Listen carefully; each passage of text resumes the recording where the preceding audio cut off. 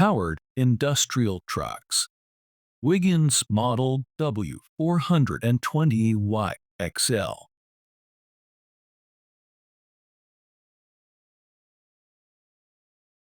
Learning objectives.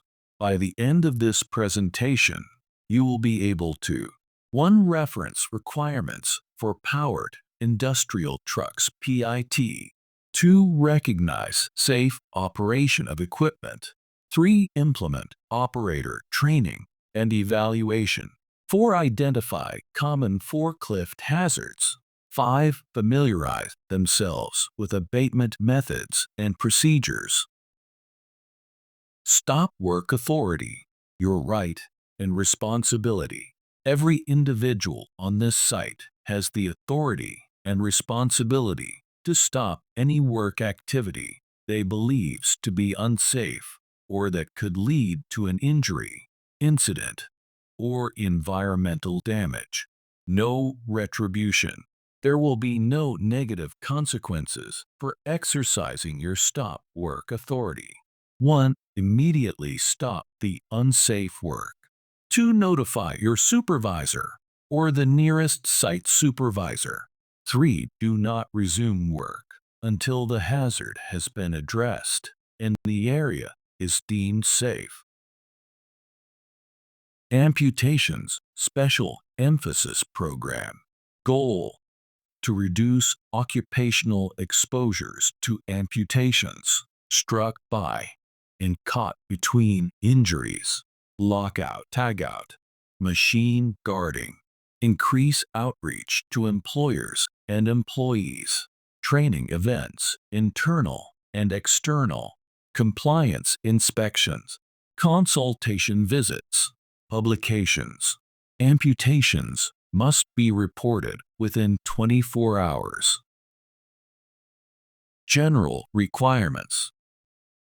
General requirements covers safety requirements related to fire protection, design, maintenance, and use of fork trucks, tractors, platform lift trucks, motorized hand trucks, other specialized industrial trucks powered by electric motors or internal combustion engines. General requirements does not apply to compressed air or non-flammable compressed gas operated industrial trucks, farm vehicles, vehicles intended primarily for earth moving or over-the-road hauling. General requirements. New pits acquired and used by an employer shall meet the design requirements of American National Standard for Powered Industrial Trucks, Part 2, ANSIB 56.1/1969, which is incorporated by reference as specified in 1910.6. Approved trucks shall bear a label or some other identifying mark indicating approval by the testing laboratory. Modifications and additions that affect capacity and safe operation must have prior written approval from the manufacturer. Trucks equipped with front-end attachments other than factory-installed must be marked to identify the attachments, show approximate weight of truck, and attachment combination at maximum elevation with load laterally centered. General requirements. All nameplates and markings in place and maintained in a legible condition. The term approved truck or approved industrial truck means a truck that is listed or approved for fire safety purposes for the intended use by a nationally recognized testing laboratory. Designations. Atmosphere or location classified as to whether it is hazardous or non-hazardous prior to the consideration of industrial trucks used. D. DDS DY is diesel. E. ES E. EX is electric. G. GS is gasoline. LP. LPS is liquid propane gas. Designated locations. Refer to Table N1 in 1910.178 for the use of industrial trucks in various locations. Power-operated industrial trucks shall not be used in atmospheres containing hazardous concentrations, gases, or vapors. DUS. Converted industrial trucks. Industrial trucks approved for the use of gasoline may be converted to liquefied petroleum gas, and they may be used in those locations where G, GS, or LP and LPS designated trucks have been specified. Safety guards. High-lift rider trucks fitted with an overhead guard. Overhead guard required unless operating conditions do not permit. If the type of load presents a hazard, then the user must equip the fork truck with a vertical backrest extension manufactured in accordance with the standard. Fuel handling and storage. Storage and handling of liquid fuels in accordance with NFPA. Flammable and combustible liquids, code NFPA, number 301969, incorporated by reference as specified in 1910.6.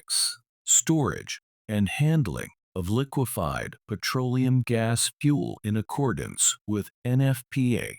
Storage and handling of liquefied petroleum gases, NFPA number 581969, incorporated by reference as specified in 1910.6. Changing or charging storage. Battery charging installations located in areas designated for that purpose. Facilities provided for flushing and neutralizing spilled electrolyte. Facilities provided for protecting the charging apparatus from damage by trucks. Facilities provided for adequate ventilation for dispersal of fumes from gassing batteries.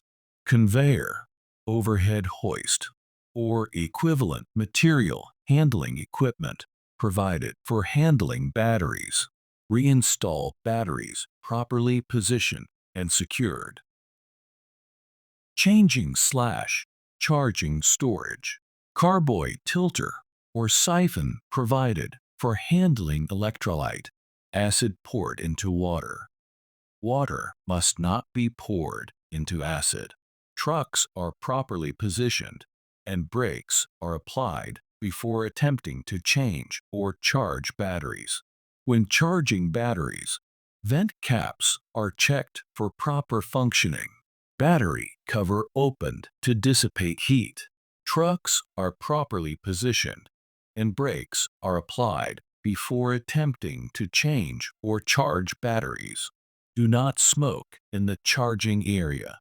Prevent open flames, sparks, or electric arcs in the charging area.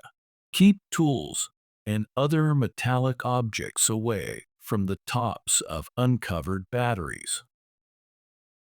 Lighting for operating areas, where general lighting is less than 2 lumens per square foot. Auxiliary directional lighting is provided on the truck. Noxious gases and fumes. Concentration levels of carbon monoxide gas created by powered industrial truck operations must not exceed the levels specified in 29 CFR 1910.1000. Air contaminants or carbon monoxide CO. Trucks and railroad cars. Brakes of highway trucks must be set, and wheel chocks must be placed under rear wheels while boarded with powered industrial trucks. Loading and unloading railroad cars. Wheel stops or other positive protection are provided to prevent railroad cars from moving.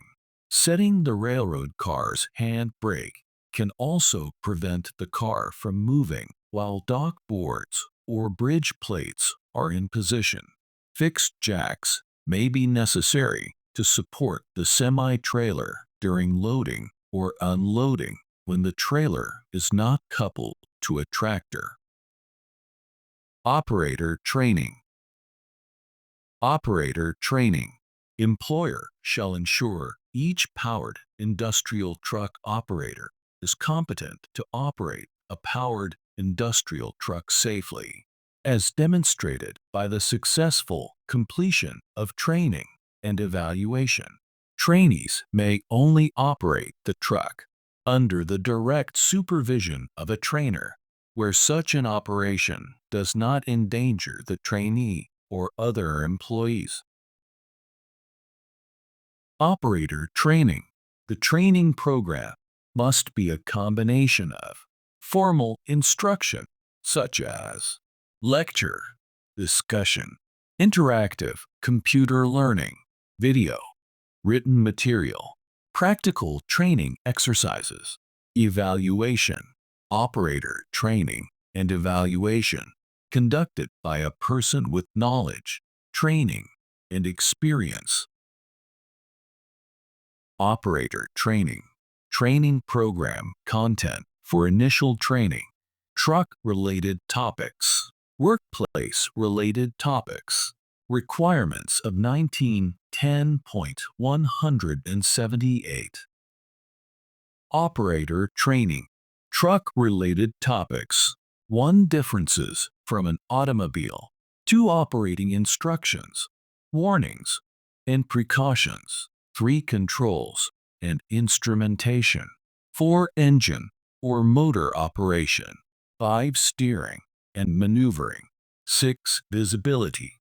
7. Fork and attachment adaptation, operation, and use. 8. Vehicle capacity and stability. 9. Vehicle inspection and maintenance that the operator will be required to perform.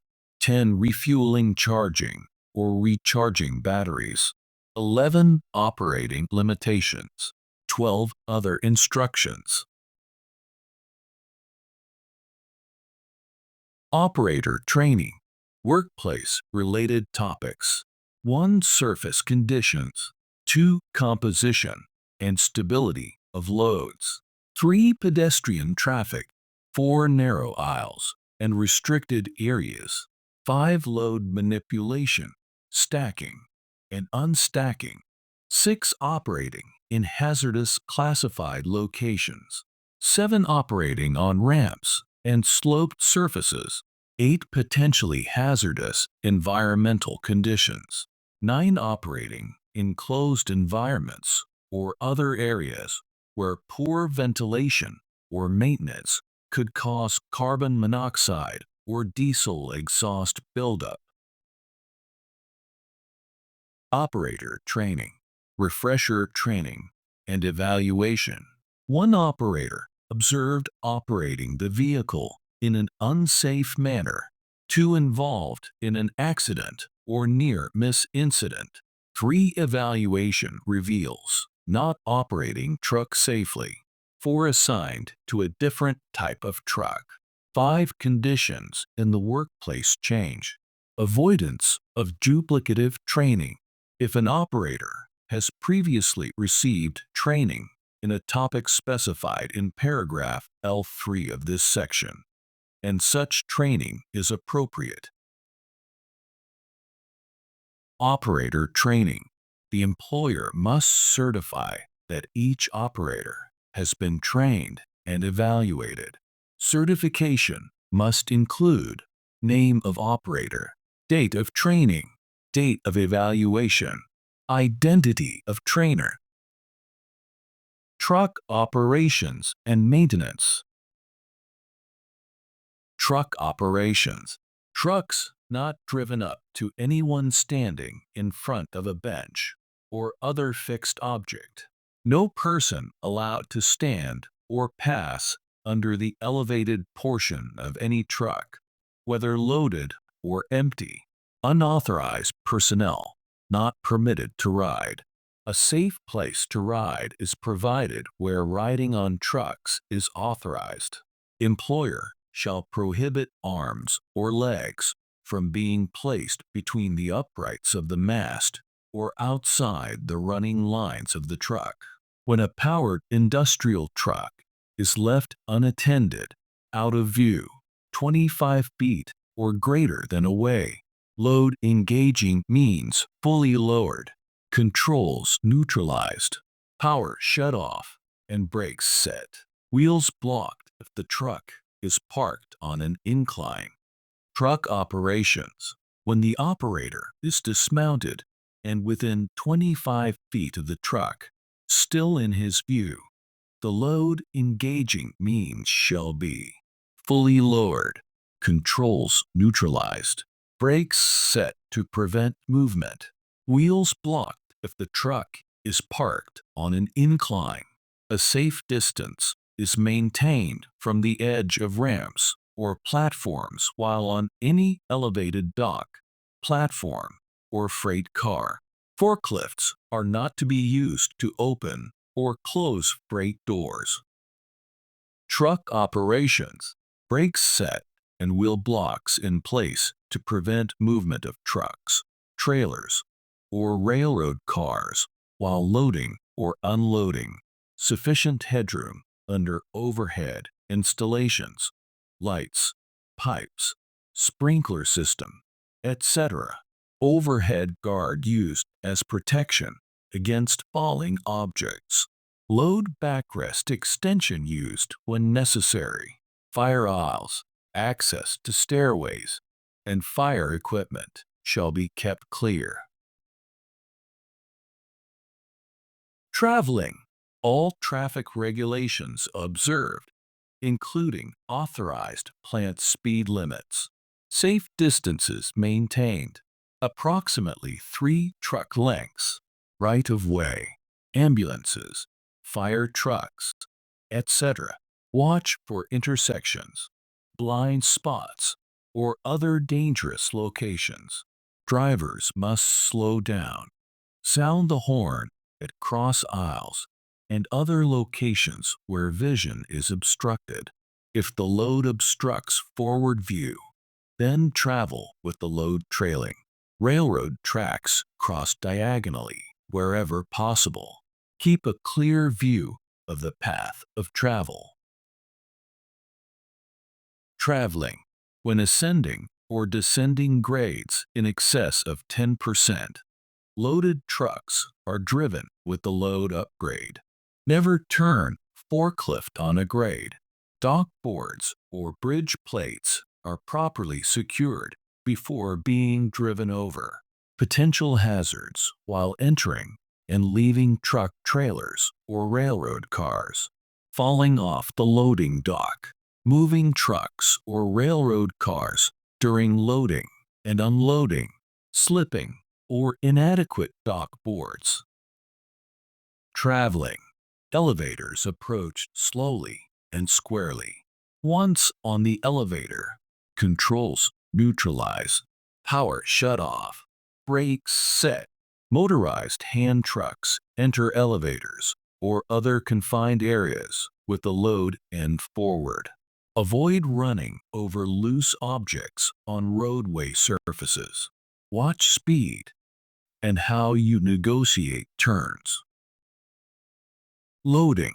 Only stable or safely arranged loads shall be handled.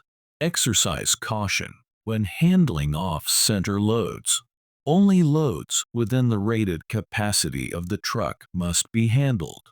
Long or high, including multiple tiered loads, which may affect capacity, must be adjusted. On all grades, the load and load engaging means shall be tilted back if applicable and raised only as far as necessary to clear the road surface. Use extreme care when tilting the load forward or backward, particularly when high tiering. Tilting forward with the load Engaged means elevated, prohibited, except to pick up a load. Truck operations. Take the truck out of service if it needs repair, is defective, or is unsafe to operate. Do not fill the fuel tank while the engine is running. Clean up any spillage before starting the truck. Do not operate if fuel is leaking from the vehicle. Do not use open flames to check battery or fuel levels. Truck maintenance. Trucks not in safe operating condition are removed from service. Repairs to fuel and ignition systems are conducted only in locations designated for such repairs. Repairs made by authorized personnel. Prior to repairs to the electrical system, disconnect the battery. Parts replaced only by an equivalent type of part from the manufacturer. Trucks not altered so that the relative positions of various parts are different from what they were when originally received from the manufacturer. Truck maintenance. Abatement photo showing owner corrections. Truck maintenance. Trucks are examined before being placed in service. Must not be placed in service if any condition adversely affects the safety of the vehicle. Examination made at least daily. Truck maintenance. Mufflers inspected as required. Vehicle removed from service when the temperature of the parts indicates overheating. Industrial trucks are kept in a clean condition, free of lint, excess oil, and grease. Forklift tip-overs or rollovers. Two basic types of tip-overs: a forward or longitudinal tip, a lateral or side tip. Procedure to follow varies depending on the type of tip-over and the class of forklift. What would happen if this driver turned suddenly and turned sharply? Stability. Forward wheels are the fulcrum.